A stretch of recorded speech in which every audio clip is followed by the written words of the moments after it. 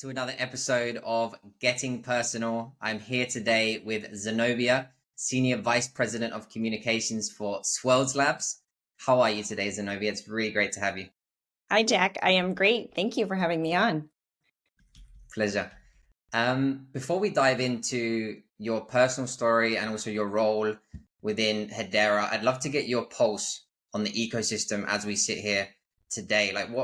Where are we at from your perspective right now? Yeah, absolutely. I think if you are sort of in it day to day, you kind of feel the frenetic pace at which things are growing and happening, and every day it's something new, and that's really exciting to see. I think if we look back, it feels like we've come a long way in terms of, building out the technology, building out the community, building out the awareness. But we are still, probably at the end of mile, I don't know, 3 or 4 in the marathon. And so, Rome wasn't built in a day. The internet wasn't built in a day. I view this as sort of like raising your children, right? There are leaps and bounds along the way where they wake up one morning and you're like, wow, you are much bigger than you were yesterday. But you realize that it takes quite some time for them to become a fully formed human. Absolutely. And what would you say let's focusing on this year, for example, like what you'd be most excited about right now, something in the pipeline or, yeah, just in general from your position?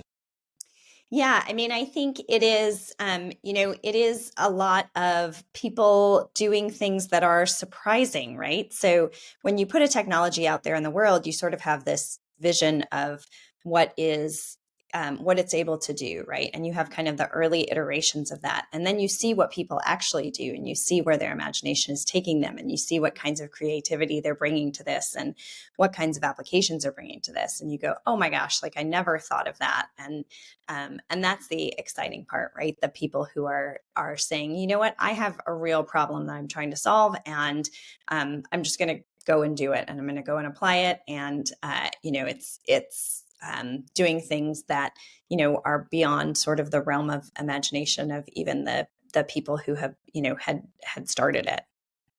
Yeah, that fun discovery phase that we're all in, as developers, as community members as well, right? As users, just exploring these different applications and seeing, oh, I can actually do this now, or this is actually solving a problem that maybe I didn't even know I had. you know? Yeah. Um, this is actually the perfect segue into a question from a community member.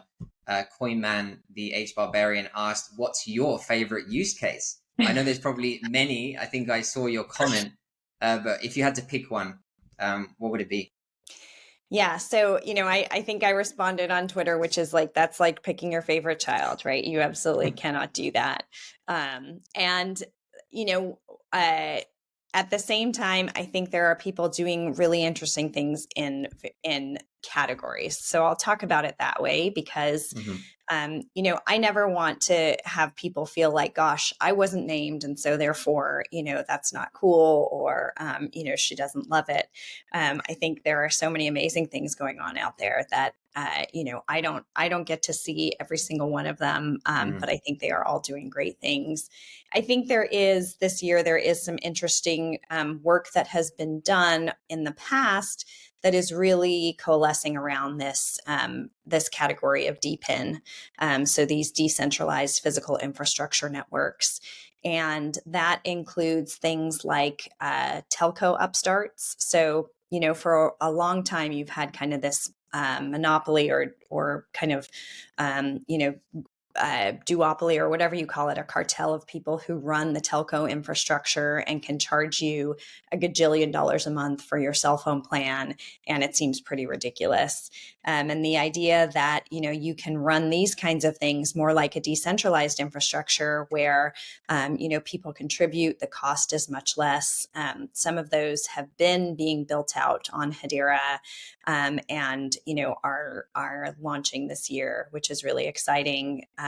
Similarly, for things like drone infrastructure with companies like Neuron, who are building that out and saying, wait a minute, there's all this kinds of infrastructure that we should build.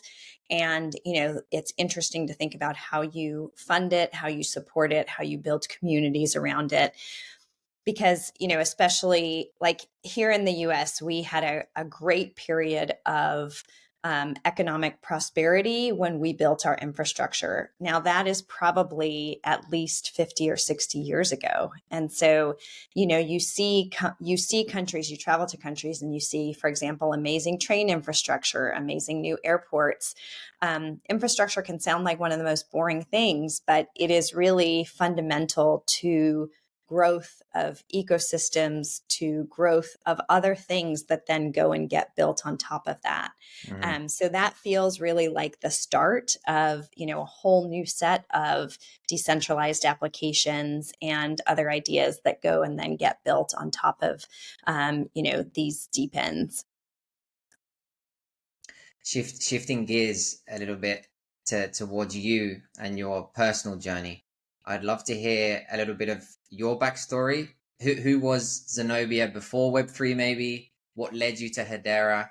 And what shaped you into, the person that you are today and the role that you have within the ecosystem? Yep, absolutely. So I'll share a little bit of both personal and professional. My family came to the U.S. when I was 6. We actually left Iran during the revolution. We hopped on an evacuation flight and got out of there as quickly as we could. And then we settled in England for a little bit. And then my parents really wanted, more opportunity, and they saw the U.S. as a place for that in the 80s. And so with just a few family members who lived sort of scattered across the country, they took a pretty big leap and said, yep, we're going to go and we're going to, try to find jobs here and try to create, opportunities for our family here.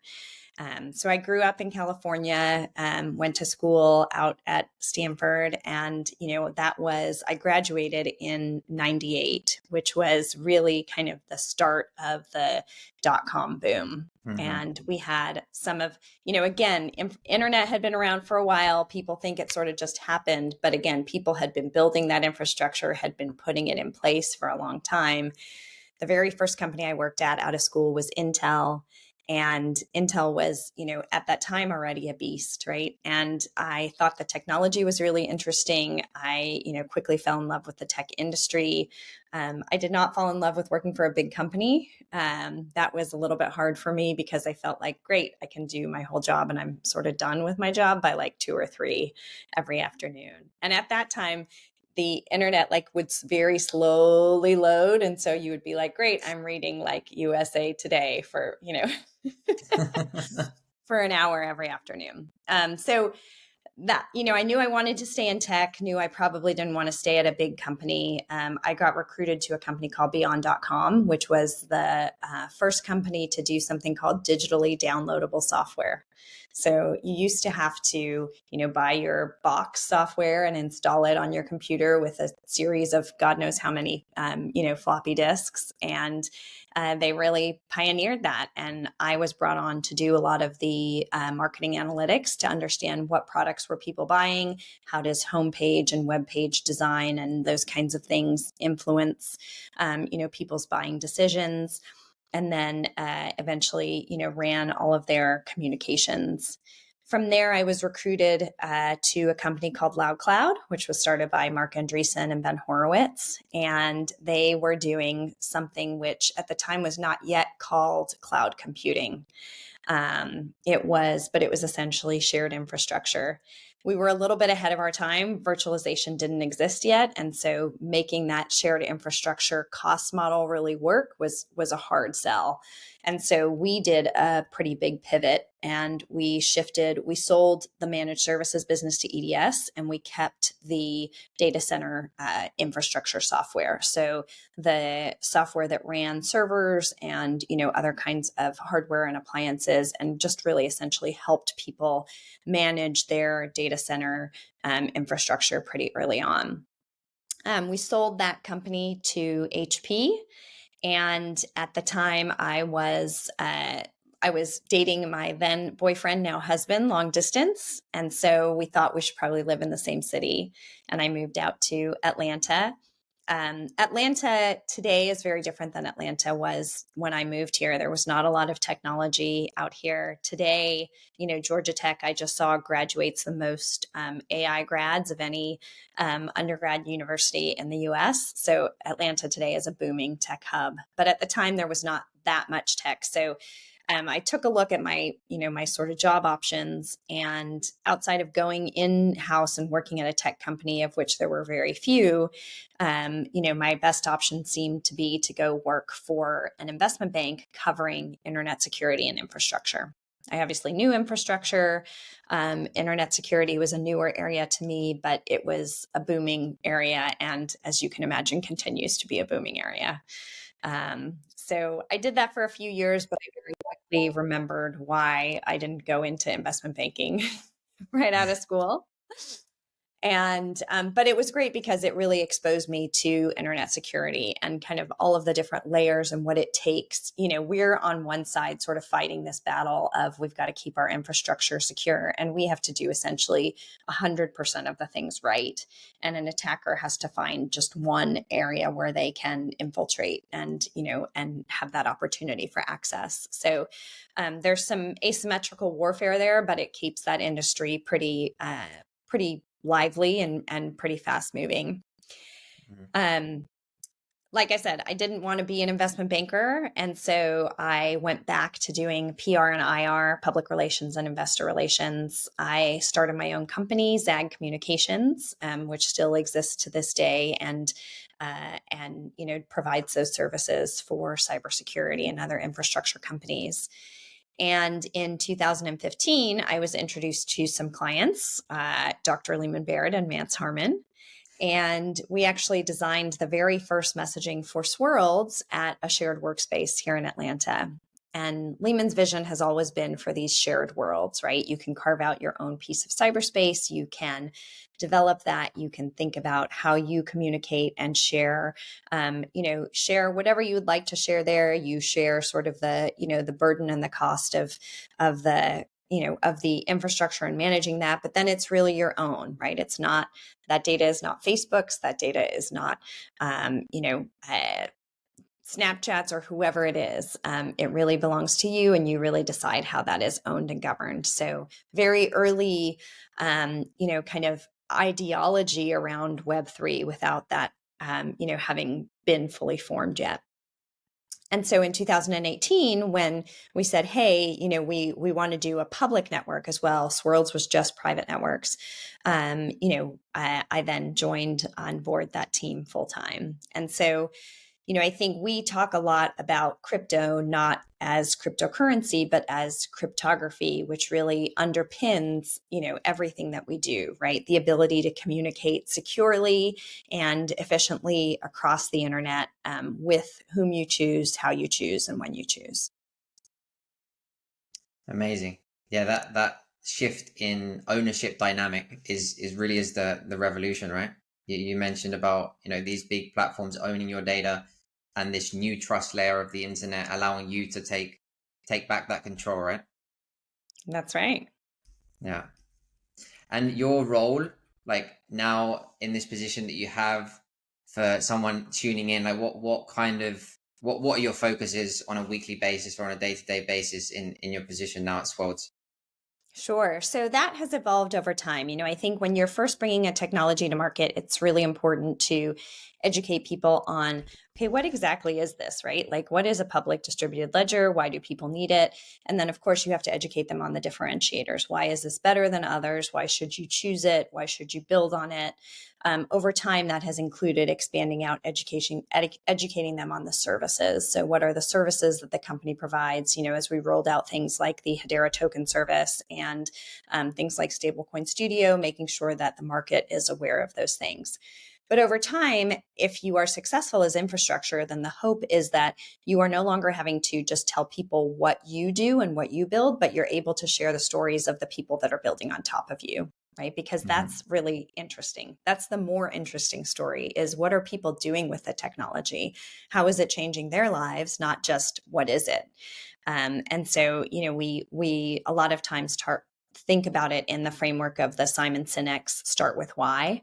If you haven't watched that TED Talk and you are thinking at all about marketing, I highly recommend watching it, because, he says probably 50 times in that, people don't care about what you do until they care about why you do it. And, the Hedera network is the what we do, right? It is the what functions, it is what powers all of these applications. But the why we do it is so that people can have that ownership, so that they can have that transparency, so they can have that lower cost of transactions. Those are all the whys, and those stories are best told through the applications that are built on the network. And what does set, you mentioned at the beginning of that, what sets Hedera apart from, let's say, other DLTs or blockchains? What would they be? What would be the key points? Yeah. I think in a lot of, when you do marketing, a lot of times people are like, you have just one. And I think the remarkable part about Hedera is that we have many. So it is not only the technology, which is faster than a blockchain, more, than traditional blockchains, fairer and more secure. If you go and dive into, okay, how does just the network itself run? It is also more energy efficient. So, we've had studies come out that prove that on a energy cost per transaction basis, that Hedera is the most energy efficient DLT. And for example, when you're building things like, climate-based applications or, carbon marketplaces, that's a really important factor. And then on the other side of it, in addition to just the technology, is the governing council. And so from day one, Mance and Lehman really realized that, hey, if you don't put in place governance mechanisms, you sort of have this entropy towards a small group of people running something, right? So if you don't, by design it to be decentralized, you will over time just have it come to be a small, in a lot of cases, it's a small set of developers, right, who essentially make all the decisions for what is considered to be a hugely decentralized network.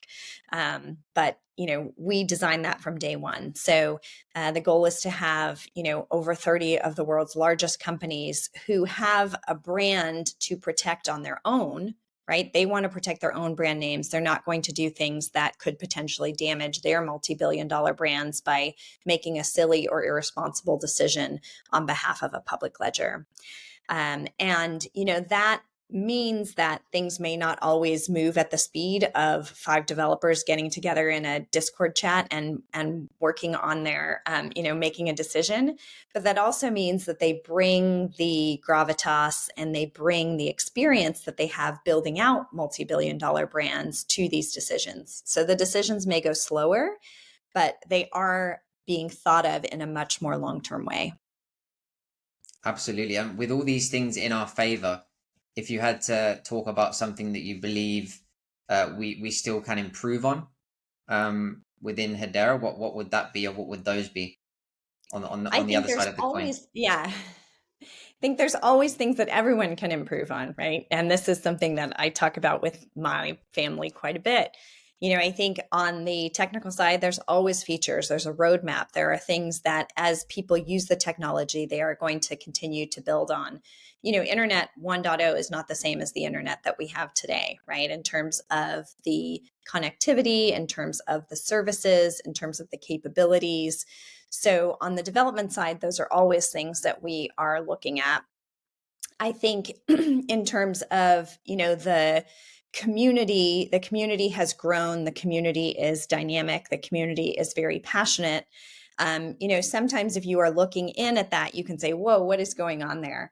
But I think recognizing that, a rising tide lifts all boats, and being able to take a step back and say, are people, really trying to function in the best interests of the community, and can we, help each other that way? Because we are still really early on in this journey, and we are still really early on in this technology. And so we want others who see us from the outside to be able to adopt that.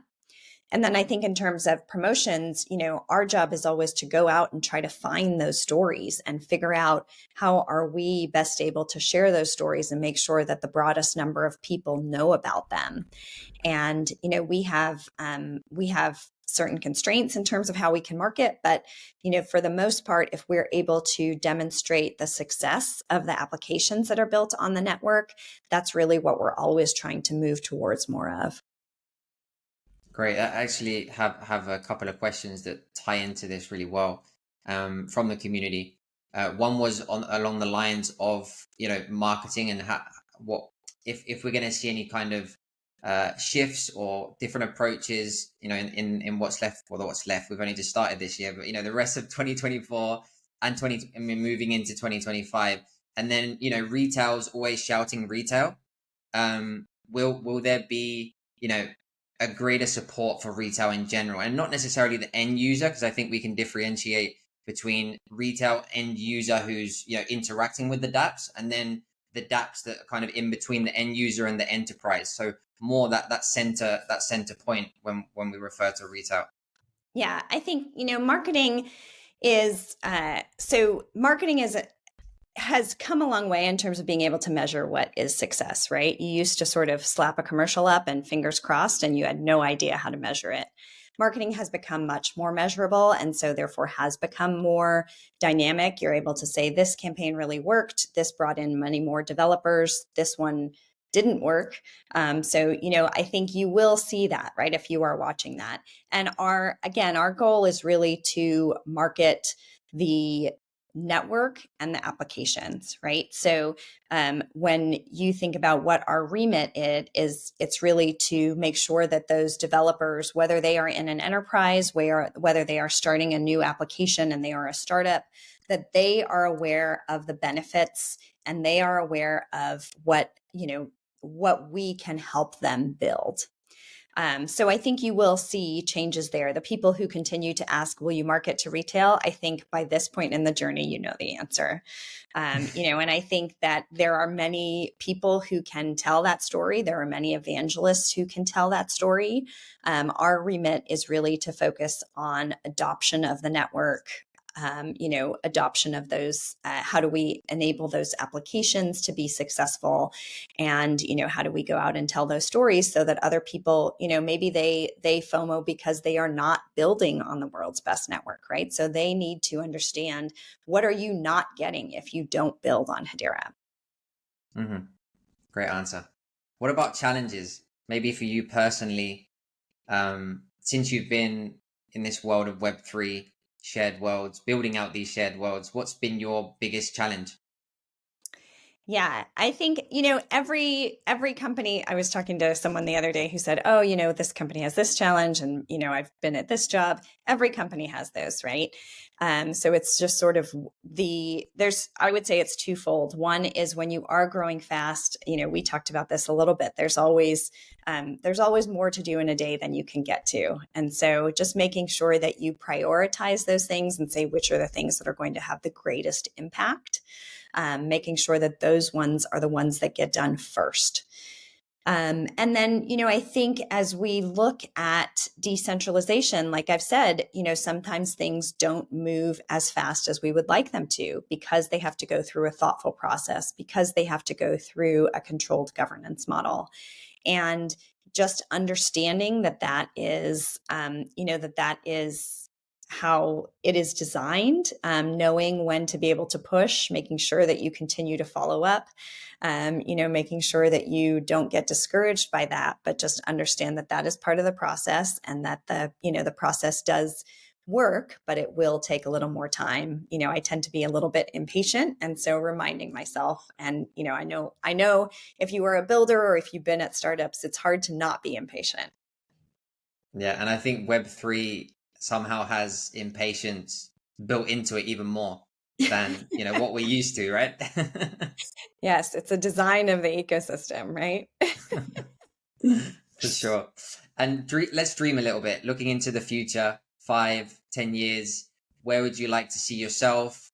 Where would you like to see Hedera? Yeah. Yeah, absolutely. It was funny the other day I saw something on Twitter that said, they always talk about like, so-and-so has sailed off into the sunset and like, how many people actually do that? And my thought was, well, certainly not me because I get violently seasick and that would be like, my worst nightmare. I think in terms of Hedera, my hope is that just as we have everyone in our lives today uses the internet, everybody uses their phones. They don't know, they don't need to know how TCP/IP works. There's no debates over which is the best internet protocol, or at that level of success, it just works, right? It's seamless. It integrates easily with your existing life, and it makes your existing life better. It doesn't require you to hop on 5 Discord channels to explain this and download 3 different wallets in order to work together. So we need, as an industry, to, get to the point where we are making that user experience super seamless and super easy, so that, I can engage with my family who are across all continents, and I can, send them money, and I can do commerce, and I can have all these things be seamless and powered by Hedera, and they don't even have to know it. That's a future that might not be that far away. Fingers crossed. You see it happening every day, right? You see Yeah. some of the breakdown of the sort of walls of silos of, we've had some fiefdoms of different types of technology. And I think this is nothing new, though, right? You've seen that in every technology that has come up. And so this is the same thing, where people eventually realize, you know what, it's better if we work together. And I may not think yours is perfect, and you may not think mine is perfect, but at the end of the day, we're going to have a broader community if we work together. And if we make things interoperable, we're going to have a much larger pie.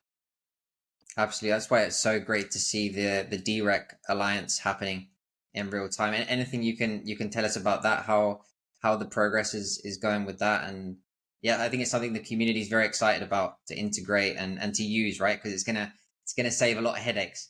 Yeah, absolutely. So, those things are going well. We are definitely getting interest from, a variety of different ecosystems. And then the ones that have already engaged and are participating are starting to build out,